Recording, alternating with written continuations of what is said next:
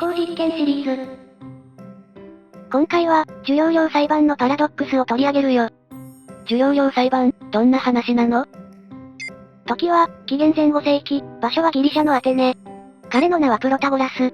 東大随一の弁論家として知らない人はいない人物だ。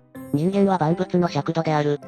これはプロタゴラスが残したとされる有名な言葉だけど、彼は、人々の認識は、皆それぞれ違っていて、真実や正義も人それぞれという相対主義を唱えた思想家として、現代でも知られている。彼は、裕福な家庭の若者に、弁論術を教えて、お金をもらうソフィスト、今でいう家庭教師をしていたんだ。ある日、エウアトルスという若者が、プロタゴラスの元を訪ねてきた。プロタゴラス先生、僕を弟子にしてください。どんな裁判にも勝てるアテネ一の弁護士になりたいんです。わしの弁論術を身につければ、白を黒と言いくるめることもたやすいわい。しかし、受容量は高いぞい。では、私が最初の裁判に勝てたら、受容量を全額支払うというのはいかがでしょう？よかろう。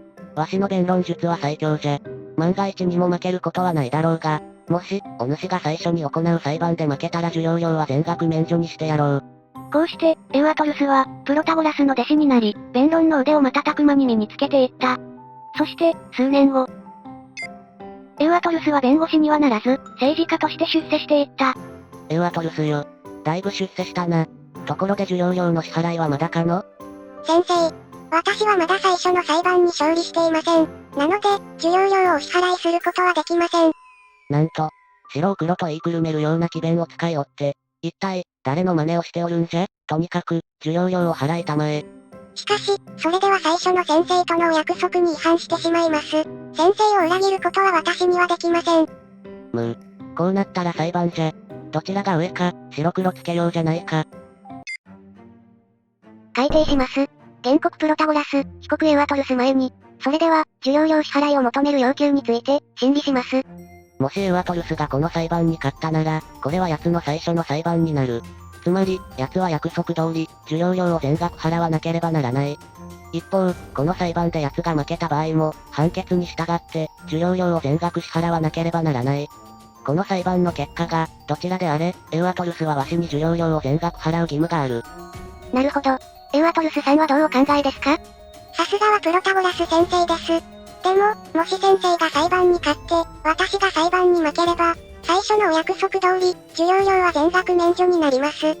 一方、この裁判で私が勝った場合も、判決に従って、受容料を払う必要はありません。この裁判の結果が、どちらであれ、私がプロタゴラス先生に、受容料を支払う必要はないでしょう。さて、どちらの言い分が正しいのだろうか？お互いに自分の都合の良い解釈をしていない？アテネ一の詭弁家とその弟子の対決だからね。少し整理してみよう。この裁判に登場した主張は、エウアトルスが裁判に勝った場合、負けた場合と、プロタゴラスとの最初の約束に従う場合と裁判の判決に従う場合で、この表のようになる。まず、プロタゴラスの主張を見ていくと、プロタゴラスは、エウアトルスが勝った場合には、約束に従って受容料を支払い、エウアトルスが負けた場合は判決に従って、受容料を支払うべきだと主張していた。一方、エウアトルスの主張は、エウアトルスが裁判に勝った場合は、判決に従って、受容料を支払わなくてよく、裁判に負けた場合は、約束に従って、受容料を支払わなくてよいという主張だった。お互いに裁判で勝った場合と負けた場合に、違う基準に従っているのがいけないんじゃないの？そうだね。このパラドックスは、受容料裁判の勝敗を、約束に従う場合、判決に従う場合という、異なる基準を根拠に解釈していることから、パラドックスが生じた。よって、約束に従う、判決に従う、どちらかの基準に限定すれば解決するだろう。約束を基準にすれば、エウアトロスが勝った場合は、受容料を支払わなくてはならない。負けた場合は受容料を支払わなくてよい。一方、判決を基準にした場合、エウアトロスが勝った場合、受容料を支払わなくてよく、負けた場合、受容料を支払わなくてはならない。すっきりしたね。問題はどっちを採用するかだけど。さあ、どちらを採用するか、様子を見てみよう。ポリスは、それを構成する人々の信頼関係によって成立している。その最小単位は、親と子、師と弟子、相互の信頼である。よって、いかなる判決が出るにせよ。師弟の間の約束を守ることこそ、正義であろう。いいんじゃない。お言葉ですが、先生、法は我らのポリスの理性の代弁者です。その理性をないがしろにしては、親と子も、人弟子も信頼関係を築くことはできないでしょう。よって、いかなる約束があったにせよ。法の判決に従って、それを守ることこそ、正義でしょう。あらら、ここでも正反対か。これは一筋縄ではいかなそうだね。裁判長、審理の途中に申し訳ありません。なんだね。国家の信じない神々を導入し、青少年を堕落させた罪に問われていた罪人を捕らえてまいりました。諸君に問いたい。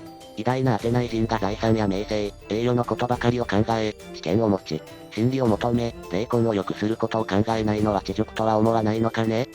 まずはこの男の裁判からだ。おい、そこの二人、この裁判は延期だ。また後日、出廷するように、閉廷。なんか、すごい人出てきたね。白黒と言いくるめる奇弁術の時代は、もうすぐ終わるのだろうね。今回は、内井宗七先生の論理的思考のレッスンという本の第一章に登場する、プロタゴラスとエウアトロスの裁判を、内容をアレンジしてご紹介しました。この本は、私たちが論理的に、正しく物事を考える上で大切なテクニックを、初歩からわかりやすく解説してくれているので、とてもおすすめです。文庫本で気軽に読めるけれど、とても良い本なので、気になった人は、手に取ってみてね。今回も、動画を最後まで見てくれてありがとうございます。